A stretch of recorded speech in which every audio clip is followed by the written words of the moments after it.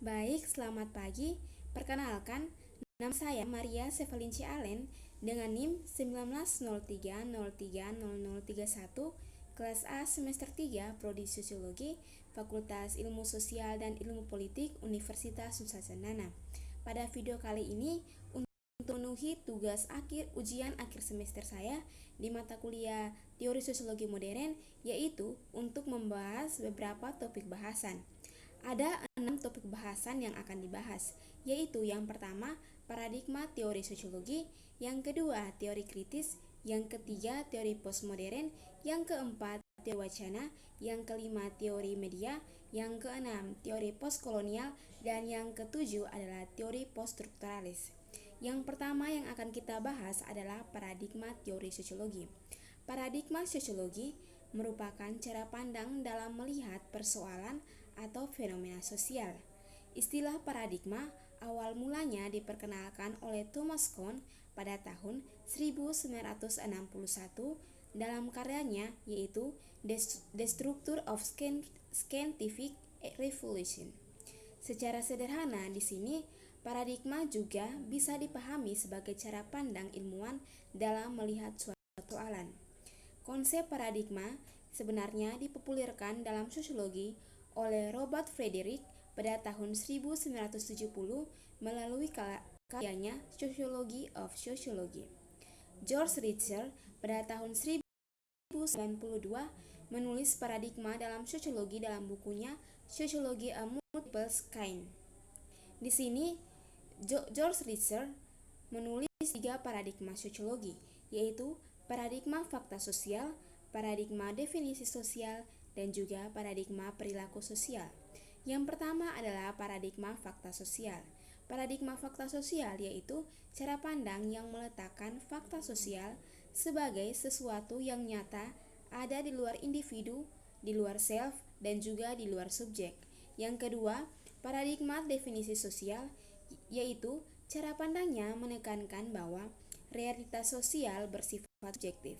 Dan yang ketiga adalah paradigma perilaku sosial, yaitu cara pandang yang memusatkan perhatiannya pada hubungan antar individu dengan lingkungannya.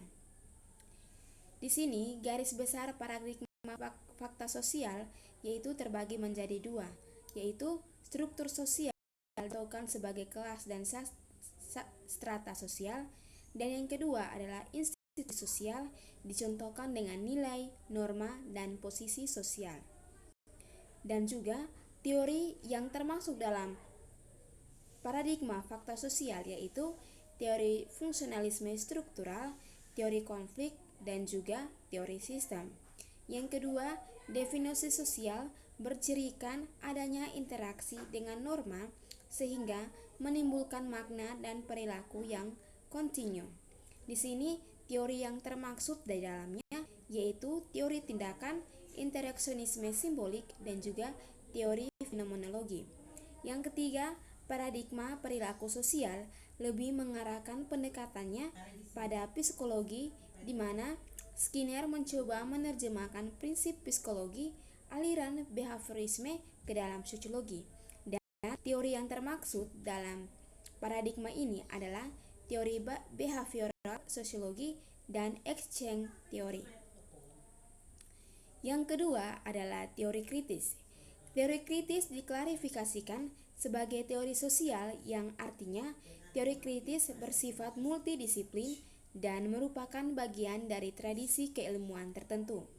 Teori kritis ada untuk mendorong adanya perubahan sosial di masyarakat. Perubahan sosial yang dimaksud di sini adalah terciptanya masyarakat yang terbebaskan, adil dan mandiri dari dominasi kultur serta ideologis. Teori kritis lahir dari pemikiran Marxian. Teori kritis di sini bertujuan untuk menggali kebenaran yang beroperasi di bawah permukaan kehidupan sosial seperti adanya praktik dominasi kekuasaan secara kultur dan ideologis. Salah satu kelebihan dari teori kritis adalah ketegasan dalam upaya menjelaskan fenomena sosial secara keseluruhan dan cita-cita emansipatoris yang hendak dicapai. Teori kritis beranggapan bahwa secara sadar atau tidak, masyarakat sebenarnya sedang hidup dalam sistem kapitalisme yang eksploitatif. Di sini ada berbagai kritik terhadap teori kritis. Ada 3 kritik. Yang pertama, kritik terhadap sosiologi. Di sini teori kritis mengkritik sosiologi sebagai cabang ilmu yang terlalu fokus pada metodologis. Kritik yang kedua, kritik terhadap masyarakat modern. Teori kritis melihat bahwa perkembangan teknologi yang seharusnya membuat masyarakat modern menjadi lebih kritis, justru malah membuat mereka kehilangan kemampuan untuk berpikir kritis. Dan juga kritik yang ketiga yaitu kritik terhadap budaya. Teori kritik memandang budaya, dalam hal ini budaya masyarakat modern, sebagai sesuatu hal yang palsu dan diproduksi secara massal oleh media. Yang kedua yang akan dibahas adalah postmodern. Posmo adalah aliran pemikiran yang sekaligus menjadi gerakan yang bereaksi terhadap kegagalan manusia menciptakan dunia yang lebih baik. Posmo atau postmodernisme didasarkan pada rasa kekecewaan terhadap janji yang diberikan oleh peradaban posmo. Ilmu pengetahuan modern sudah gagal. Posmo tidak memberikan pengetahuan baru, bahkan mengingkari kesanggupan manusia untuk menemukan resep apapun. Bagi penganut posmo, manusia tidak akan mengetahui realitas yang objektif dan benar. Menurut Richter, teori sosial postmodern menunjukkan tantangan baru jika teori modern berupaya membangun landasan universal, maka teori postmodern mempertanyakan landasan tersebut. Di sini menurut Turner, postmodern menggunakan 2 tema, yaitu sosiologi kritik sebagai ilmu dan modernitas sebagai simbol kultur yang merubah organisasi sosial dan relasi individu dalam dunia sosial. Kritiknya berkenaan dengan pengetahuan manusia. Di sini ada 3 hal, yaitu yang pertama masalah representasi, yang kedua masalah kekuasaan dan vested interest, dan masalah kontinuitas. Menurut Turner, teori sosiologi tentang postmodernisme dipilah menjadi 2, yakni yang lebih melihat akibat perubahan berbagai aspek ekonomi dan satu lagi dari sisi kultur. Berbeda dengan Richter yang melebeli dengan moderat dan radikal, Frederick yang melihat dari pembahasan struktur ekonomi digolongkan sebagai moderat, sedangkan radikal digolongkan sebagai teoritis kultural. Frederick melihat masih ada kontinuitas antara modernitas dengan postmodernisme. Selanjutnya yaitu teori wacana. Teori wacana Ernesto Laclau dan Chantal Mouffe merupakan teori post-strukturalis yang paling murni. Teori ini bertitik pangkal dari gagasan post-strukturalis yang menyatakan bahwa wacana mengkonstruksi makna dalam dunia sosial, dan karena secara mendasar bahasa itu tidak stabil, maka tidak pernah bisa tetap secara permanen. Tidak ada wacana yang merupakan entitas tertutup, namun wacana senantiasa mengalami transformasi karena adanya kontrak dengan wacana-wacana lain. Wacana dalam masyarakat banyak digunakan di berbagai bidang ilmu pengetahuan, mulai dari ilmu psikologi, ilmu bahasa, ilmu politik, ilmu komunikasi, dan sebagainya. Wacana adalah suatu komunikasi kebahasaan yang terkait dalam pertukaran pembicara dan pendengar. Analisis wacana mengkaji aneka fungsi pragmatis bahasa. Analisis wacana menekankan pada konteks sosial antar kultur. Selanjutnya adalah media. Pendekatan neo-Marxis merupakan pendekatan yang umum digunakan oleh teoritis media pada akhir tahun 60-an sampai awal 80-an. Teori Marxis menekankan pada peran media massa yang cenderung mempertahankan status quo. Kontras dengan teori massa liberal pluralis yang menekankan pada peran media yang memiliki kebebasan berbicara. Kontrol media ada dalam genggam kelompok elit manajer yang otonom yang memiliki derajat profesionalisme tinggi dalam mengelola media. Media adalah bagian dari arena pertarungan ideologi berbagai pandangan luas meskipun dalam konteks dominasi kelas-kelas tertentu. Media memiliki kerangka investasi yang sesuai dengan budaya dominan. Khalayak media sendiri kadang-kadang menegaskan dan mengkontekskan kerangka tersebut. Menurut Lazarsfeld dan Merton, media massa selain melakukan fungsi normatif dan hiburan, juga melakukan fungsi pengukuran norma-norma sosial serta memberikan penganugerahan status.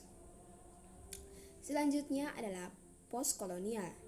Tongkat kelahiran teori postkolonial ditandai dengan terbitnya buku Edward Whisitt pada tahun 1978. Kritik postkolonial lahir dan dibidani oleh Edward Whisitt, Homi Bhawah, dan Gayatri Chakravorty Spivak. Kritik postkolonial yang dikembangkan Spivak meliputi pemikiran poststrukturalisme pada kritik sastra, filsafat kontinental, psikoanalisis, teori feminis, Marxisme, dan post-Marxisme. Secara umum, kolonial dipahami sebagai teori, wacana, dan istilah yang digunakan untuk memahami masyarakat bekas jajahan, terutama sesudah berakhirnya imperium kolonialisme modern. Dalam pengertian yang lebih luas, postkolonial juga mengacu pada objek sebelum dan pada saat terjadinya kolonialisme. Nyoman Kutaratma dalam bukunya Postkolonialisme Indonesia Relevansi Sastra pada tahun 2008 mengemukakan 5 pokok pengertian postkolonial, yaitu yang pertama, menaruh perhatian untuk menganalisis era kolonial, yang kedua, memiliki kaitan erat dengan nasionalisme, yang ketiga, memperjuangkan narasi kecil, menggalang kekuatan dari bawah, sekaligus belajar dari masa lampau untuk menuju masa depan. Yang keempat, membangkitkan kesadaran bahwa penjajahan bukan semata-mata dalam bentuk fisik, melainkan juga psikis. Dan yang kelima, bukan semata-mata teori, melainkan kesadaran bahwa banyak pekerjaan besar yang harus dilakukan, seperti memerangi imperialisme, orientalisme, rasialisme, dan berbagai bentuk hegemoni lainnya. Dalam kaitannya dengan kritik sastra, postkolonial dipahami sebagai suatu kajian tentang bagaimana sastra menggunakan jejak perjumpaan kolonial, yaitu konfrontasi antaras, antar bangsa, dan antar budaya dalam kondisi hubungan kekuasaan tidak setara yang telah membentuk sebagian yang signifikan dari pengalaman manusia sejak awal zaman imperialisme Eropa.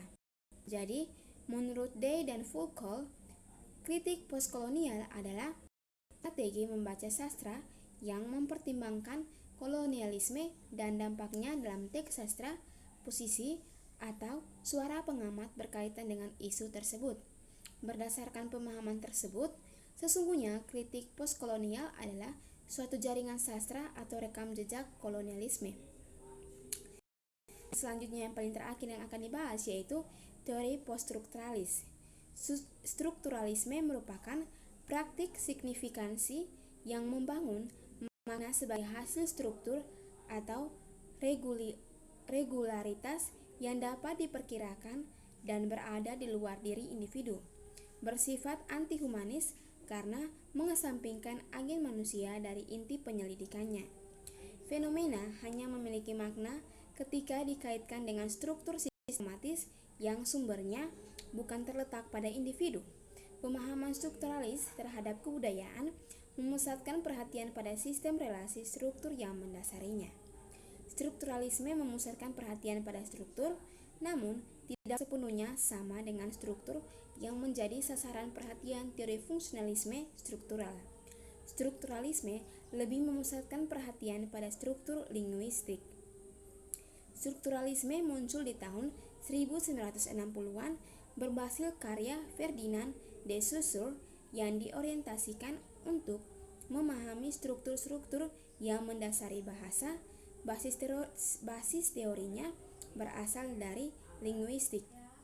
Menurut aliran ini, setiap orang di masyarakat mengetahui bagaimana caranya menggunakan bahasa, meskipun mereka tidak peduli akan aturan-aturan berkenaan dengan tata bahasa.